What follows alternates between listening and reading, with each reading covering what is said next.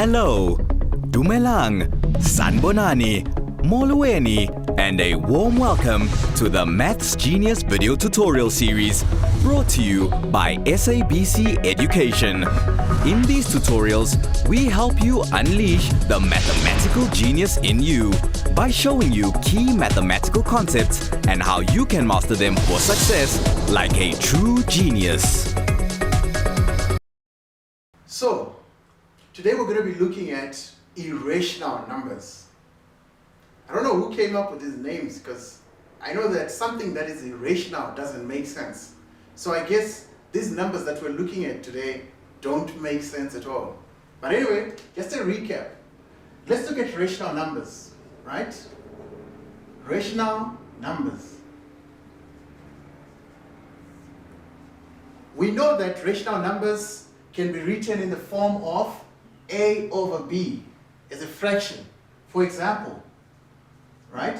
1 over 2, 2 over 3, 6 over 9. All these are rational numbers. Or rational numbers can be written as terminating decimals. Terminating decimals. Right? Terminating decimals, where if we take one of these, right? Let's take 1 over 2.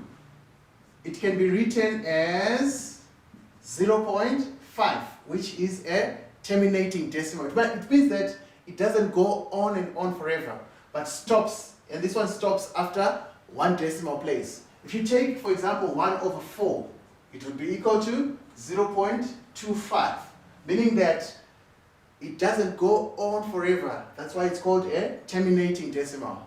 The other thing that makes a number rational is if the decimal places are non-terminating but recurring.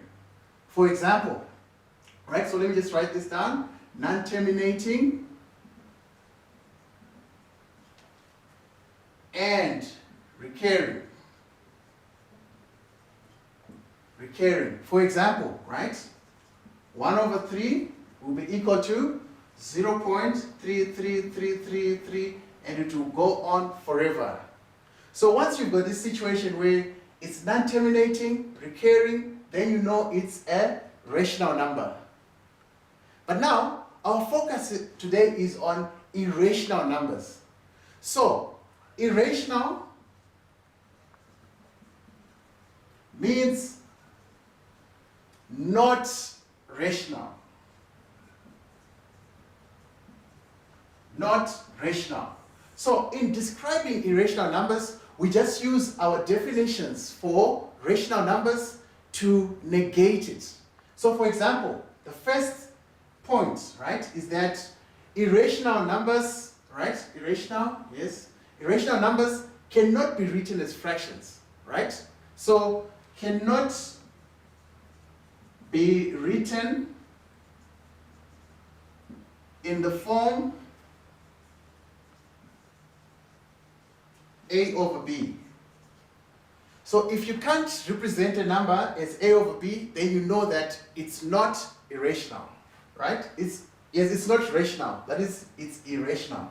Then, terminating decimals. If the number doesn't terminate, right? Just like here, it doesn't terminate, but the key difference now is that irrational numbers, their decimals don't terminate and they are non-recurring. So, non-terminating and non-recurring.